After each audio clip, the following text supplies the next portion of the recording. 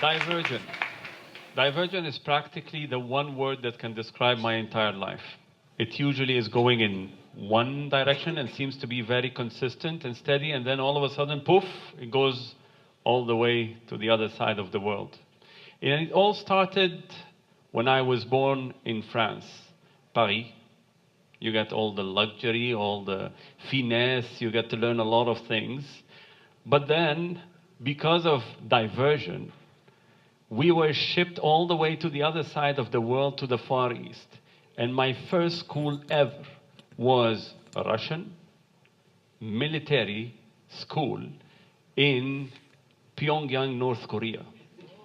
That's where I spent 4 years studying. You talk about finesse, you talk about any luxury or perfumes. I learned discipline like there's no tomorrow. I learned to be a soldier. Listen and follow orders.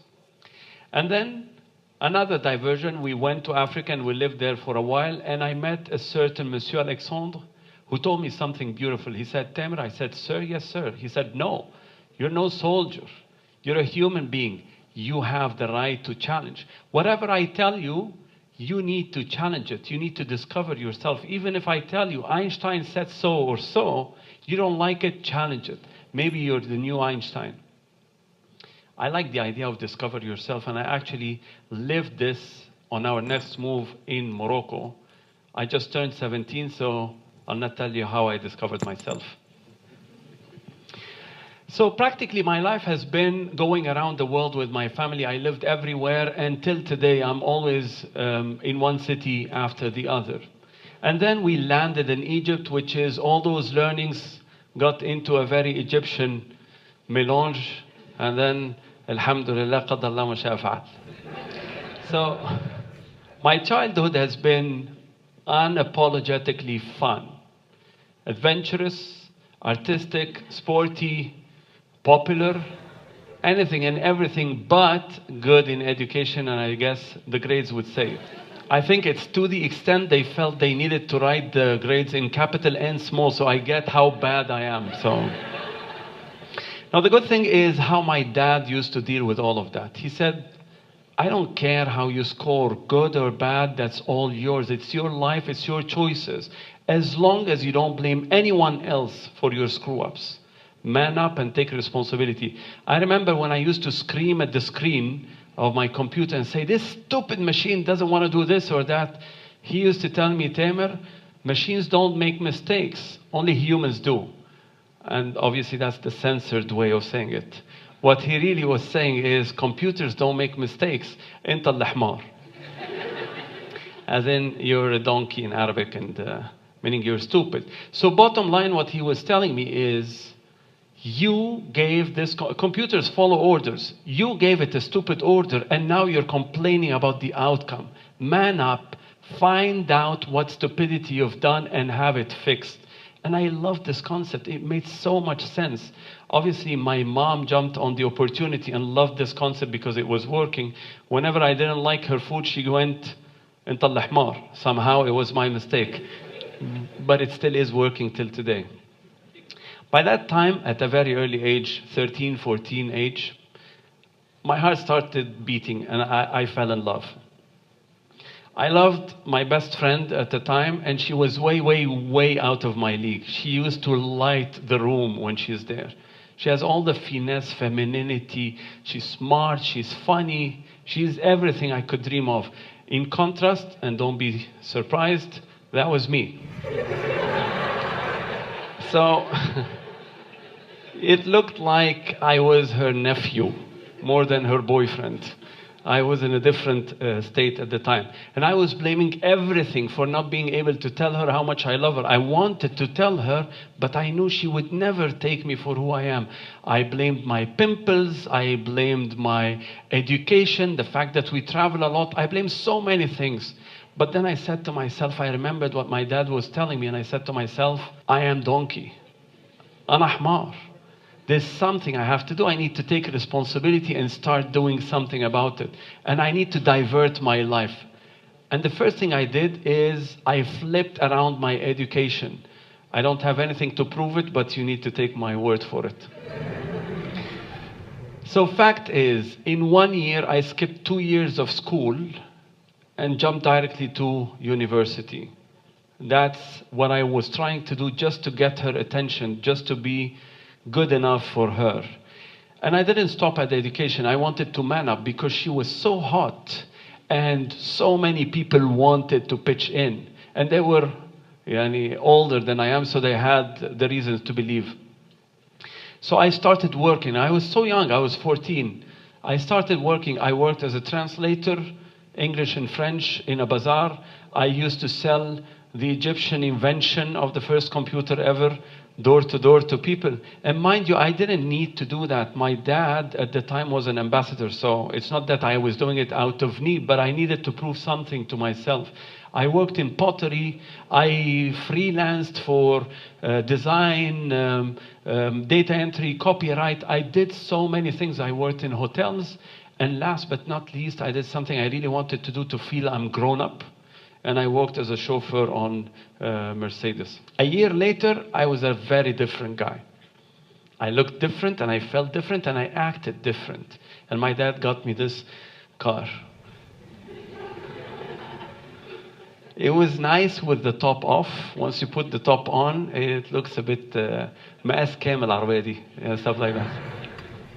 But then maybe this got her attention in a way. And I remember the day I went to tell her that I love her. It was in the shooting club. And we sat there, and I was like, 99.9% she'll say no. I'm still not good enough.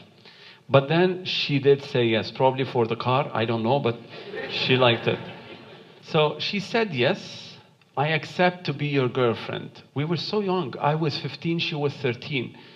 And at the time I felt I was on top of the world. She took me high to the sky. And then her mother,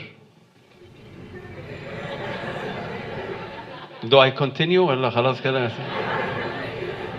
Diversion من نفسها بقى اهو. Just 30 days into this relationship that I have been preparing for the last year, I changed my entire life. 30 days to the day, her mother decided it was time to do a career shift and take her and fly away to Kuwait, the Gulf. That was not the time you had WhatsApps or video conferences or chats and stuff like that. So that was a very dark time in my life, because the first time I saw her after that was 4 years. We stayed together for 30 days and then 4 years away, but we managed. 11 years later, we were ready to get married. Khalas, everything is set, we're getting married, and I was again on top of the world. And then what happens? Diversion. Thank you very much for the word. We went like many couples, and we did some tests before getting married, and the doctor told us, do not get married. Something is wrong with this guy. You will not have kids, and if you have kids, they will not be well. So it's as simple as that. It was devastating. I sat with her, and I told her, listen, you're free to go. Khalas, we're done. It's your life. And then she told me, Tamer anta حمار. I told her, duh. I am donkey. That's what I learned. So she told me, bottom line, don't listen to her. I don't want kids. I want you. I love you. Nermeen, you always wanted to have a girl. You're so feminine. You want to have a girl. I don't want to have a girl. I want you. And I trusted her. So we got married. And all this love was put into this marriage. And she delivered on her promise. She did not get a girl, but we got a boy. 1, 2, 3. When you're done, I'll continue counting, okay? And then a girl.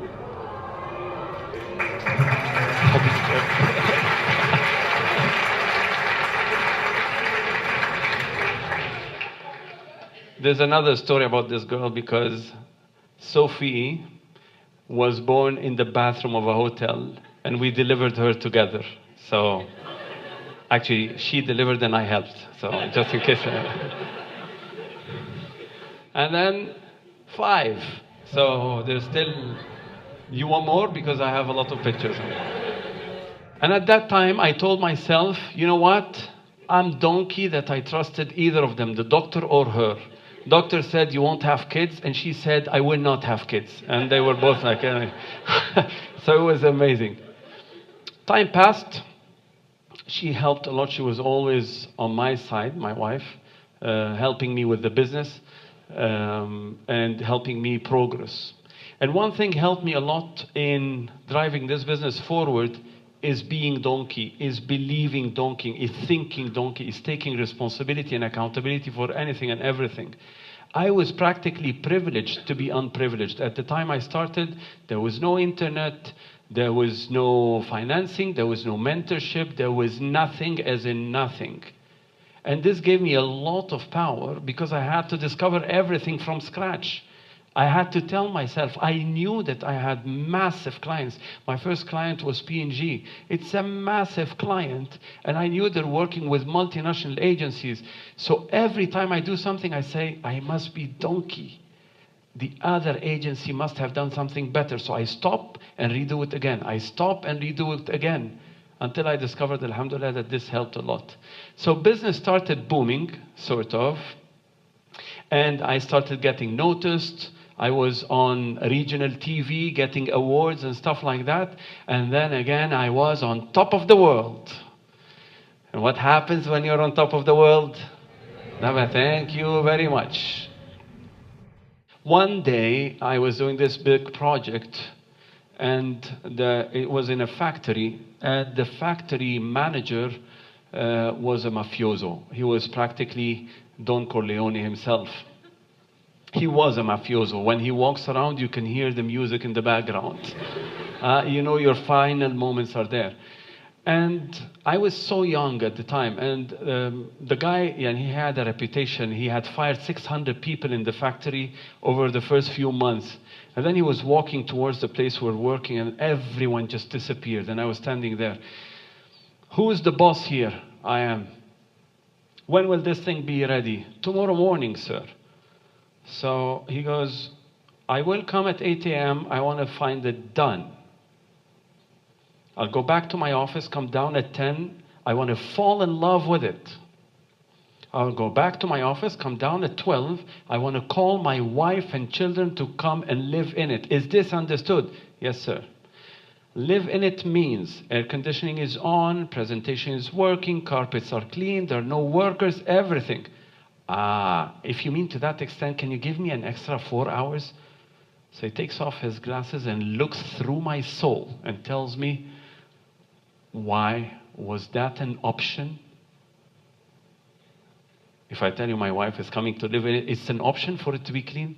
And at that moment I felt, what the hell? What just happened? I felt I'm negotiating quality. Quality needs more time or needs more cost. Why is it an option? And instead of taking this as, why is this guy so bad and why is he trying to attack me, I actually got this as an intentional diversion point in my life. I went back, obviously, I told him, I'm sorry, sir, you will get it, and we delivered.